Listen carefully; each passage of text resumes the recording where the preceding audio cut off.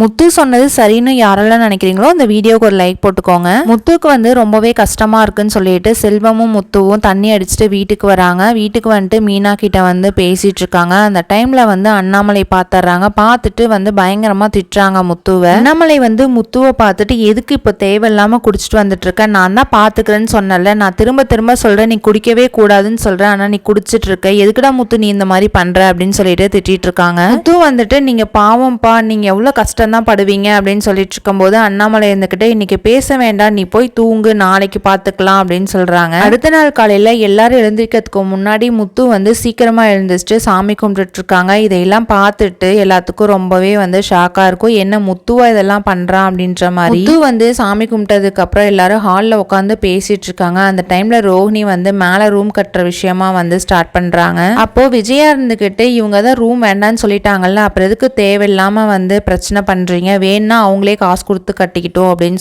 சொல்லும் போது அதுக்கு மீனா இருந்துகிட்டு நாங்களே எல்லாத்தையும் பாத்துக்கிறோம், இந்த 5 லட்ச ரூபாய் எங்களால கண்டிப்பா வந்து தர முடியும் அப்படின்னு சொல்லிட்டு மீனா வந்து சபதம் விடுவாங்க. அதுக்கு ரோஹிணி இருந்துகிட்டு ஏற்கனவே வந்து நிறைய சபதம் விட்டுருக்கீங்க, ஆனா இன்னுமே ஒண்ணுமே நடக்கல, தாலிக்கொடி வாங்கி தருவாருன்னு சொன்னீங்க, ஆனா வந்து அதுவுமே இன்னும் வாங்கி தரல அப்படின்னு சொல்லிட்டு இருக்கும் போது மீனா இருந்துகிட்டு முத்து வந்து மேல வந்து கண்டிப்பா ரூம் கட்டுவாரு, எனக்கு தாலிக்கொடி எல்லாம் முக்கியம் கிடையாது, இது வந்து ரொம்பவே பிரச்சனை அதிகமா வந்துருச்சு, அதனால ரூம் தான் முக்கியம், அதெல்லாம் அப்புறம் பாத்துக்கலாம் அப்படின்னு சொல்லி கோவமா சொல்றாங்க. இதுக்கு அண்ணாமலை சொல்றாங்க இந்த வீடு வந்து லோன் போட்டு கட்டின இவங்க 2 பேத்துக்கும் ரூம் இருக்கு, உங்களுக்கு ரூம் இல்ல, அதையும் நானே கட்டி கொடுத்துறேன், நீங்க காசு போடுறது எனக்கு வந்து சரின்னு படல அப்படின்றாங்க. முத்து சொல்றாங்க அதான்ப்பா உங்ககிட்ட காசு இல்ல அப்படின்னு சொல்லிட்டு இருக்கும் போது அண்ணாமலை உடனே மனோஜ் நான் கொடுத்த காசு எங்கடா, அதை வந்து போலீஸ் ஸ்டேஷன்ல வந்து கம்ப்ளைண்ட் கொடுத்தோம்ல, அது போய் விசாரிச்சுட்டு வரலாம் நாளைக்கு அப்படின்றாங்க. ரோஹிணிக்கும் மனோஜுக்கும் பயங்கரமா ஷாக் ஆயிடுது. ரோஹிணி இருந்துகிட்டு அங்கிள் அதெல்லாம் இல்ல, நாங்க நேத்து தான் போய் கேட்டு வந்தோம், அந்த அமௌண்ட் வந்து கிடைச்சதுன்னா உங்கள்ட்ட நான் சொல்றேன்னு சொல்லியிருக்கிறாங்க அப்படின்றாங்க. மனோஜ் வந்து அண்ணாமலை கிட்ட இல்லப்பா இதெல்லாம் இப்ப கிடைக்காது, கிடைக்கணும்னு நினைச்சிருந்தா அதெல்லாம் கிடைச்சிருக்கணும் இல்ல, அதை வச்சு நம்ம ரூம் கட்டணும்னு நினைச்சா இந்த காலத்துக்கு முடியாது, அதான் முத்து கொடுக்குறேன்னு சொல்றான்ல, அதை வச்சு கட்டிக்கலாம் அப்படின்றாங்க.